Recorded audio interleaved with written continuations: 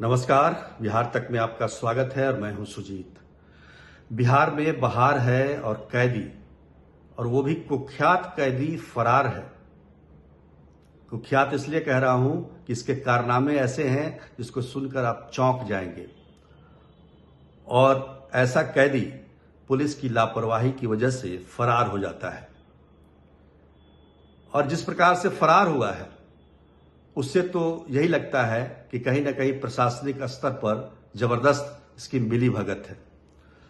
यह कैदी कुख्यात क्यों है, इसके पीछे की वजह मैं बताता हूं। इस कैदी पर बिहार सरकार के एक मंत्री को जान से मारने की धमकी देने का आरोप है, प्रयास करने का आरोप है। और उस मंत्री को इसकी धमकी के बाद जेड सुरक्षा प्रदान की गई। आपने अंदाजा तो लगा ही लिया होगा कि वो मंत्री कौन है। उस मंत्री पर सिवान में एक बार जान से मारने की कोशिश हुई थी, इसी चुनाव में, लोकसभा के चुनाव के दौरान, लेकिन वो वहां बच गई। प्रशासन ने जब जांच की तो पाया कि इसके पीछे यही कुख्यात अपराधी है। इस कुख्यात अपराधी का नाम है अभिजीत कुमार उर्फ प्रिंस।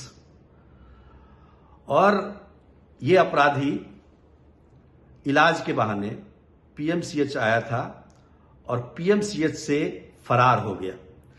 पुलिस ने जो लिखा है, कहा है एफआईआर में कि पेशाब करने के बहाने, यानी कि बाथरूम जाने के बहाने, ये कैदी फरार हो गया पीएमसीएच से, पटना मेडिकल कॉलेज हॉस्पिटल से। लेकिन कहानी कुछ और है। इसके पीछे की कहानी आप जानिएगा तो चौंक जाइएगा, और आपको यह समझ में आ जाएगा कि पुलिस और अपराधियों का गठजोड़ कितना जबरदस्त हुआ जा रहा है। पहले ये बता दें कि ये अभिजीत कुमार उर्फ प्रिंस को सुरक्षा कारणों से भागलपुर जेल में ट्रांसफर कर दिया गया था, लेकिन एक अदले से केस के सिलसिले में ये बेऊर आया था किसी खास मकसद से। और मकसद क्या है वो तो आपको मैं बता ही चुका हूं। वो मकसद था, और इस सिलसिले में जब ये बेऊर जेल आया, बेऊर जेल से इसको पहले भागलपुर ट्रांसफर किया गया था सुरक्षा कारणों से, लेकिन किसी प्रकार से एक छोटा केस करा के ये बेऊर जेल में आ गया।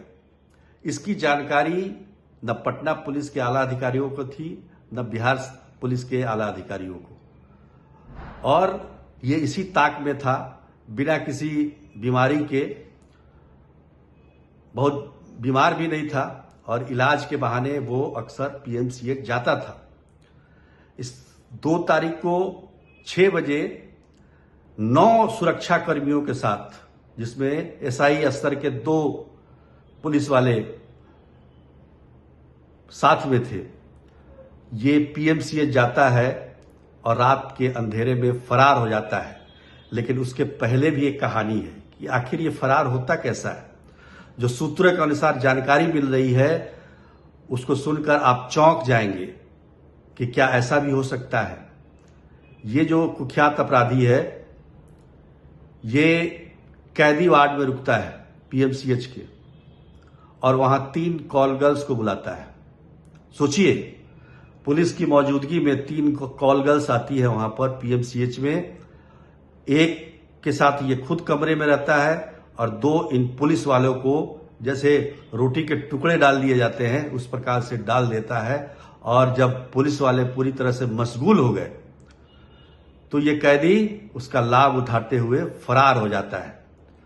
और पुलिस क्या बहाना बना रही है कि पेशाब करने के बहाने, बाथरूम जाने के बहाने ये कैदी फरार हुआ है। ऐसा नहीं है। जो सूत्र है, जो वहां के लोग हैं, वो इस कहानी को बताते हैं कि इस प्रकार की घटना घटी है। ये कितना कुख्यात है। ये सुबोध सिंह का नाम आपने सुना होगा, जो कि सोना लुटेरा है, बहुत बड़ा अंतर्राष्ट्रीय, उसके गैंग का ये आदमी है। तनिष्क लूट जो पूर्णिया में कांड हुआ था, उसमें भी इसके आदमी पकड़े गए थे। तो पुलिस जानती थी कि ये खतरनाक व्यक्ति है। लेकिन आश्चर्य इस बात का है कि जब ये किसी छोटे केस में अंदर गया और बेऊर जेल इसको भेजा गया तो आला अधिकारियों को इसकी जानकारी ही नहीं थी। और जानकारी नहीं होने के कारण पटना एसएसपी और पूर्णिया एसपी के बीच में इस विषय को लेकर तीखी बातचीत भी हुई। अब समझिए कि आप ये एक मंत्री के लिए खतरा है ये व्यक्ति, और ये फरार हो गया है, तो उस मंत्री की क्या हालत होगी। सारे अधिकारी उस मंत्री के यहां गए थे आज, और सुरक्षा व्यवस्था का जायजा लेने और पुख्ता करने, लेकिन ये जो कैदी फरार हुआ है, आप समझिए कि पुलिस की लापरवाही से एक कैदी को पकड़ने में कितनी मुश्किलें होती हैं। पुलिस को क्या क्या नहीं करना पड़ता है, और उसके बाद ये कैदी फरार हो जाए और पुलिस की लापरवाही की वजह से, तो ऐसे पुलिसकर्मियों को तो पुलिस बल में रहने का कोई अधिकार ही नहीं है। तो अब देखिए इस पर आगे क्या कार्रवाई होती है। अभी तो जांच चल रही है, और चूंकि ये एक विस्फोटक जानकारी है इस मायने में कि बिहार के डीजीपी बदल गए, आलोक राज आ गए डीजीपी, मुख्य सचिव बदल गए, लेकिन पुलिस का रवैया कब बदलेगा, कैसे बदलेगा, ये एक बड़ा सवाल है। और इसी सवाल को लेकर हम आपके पास छोड़े जा रहे हैं कि आखिर पुलिस की लापरवाही कब तक बर्दाश्त की। कोई आम व्यक्ति के लिए नहीं था ये खतरा ये बिहार सरकार के मंत्री के लिए है। समझिए इस गंभीरता को, क्या गंभीरता है इसकी। और सबसे बड़ी बात कि अगर इस तरह की घटना कुछ घट जाती है तो फिर इसके लिए जिम्मेदार कौन होगा। तो सवाल बिहार के कानून व्यवस्था पर अगर विपक्ष प्रहार कर रहा है, तो कहीं ना कहीं ऐसे पुलिसकर्मियों की वजह से इस तरह की व्यवस्था बनी हुई है। आप कई बार देखेंगे कि जो है हथकड़ी लगाए कैदी और पुलिस एक साथ चाय पी रहे हैं, एक साथ नाश्ता कर रहे हैं, ये देखने में आता है यहाँ पे बिहार में, पटना में, और बाकी जगह की बात तो छोड़ दीजिए। तो ये काफी गंभीर मामला है, और इस पर कोई कड़ा एक्शन होना चाहिए नीचे से ऊपर तक।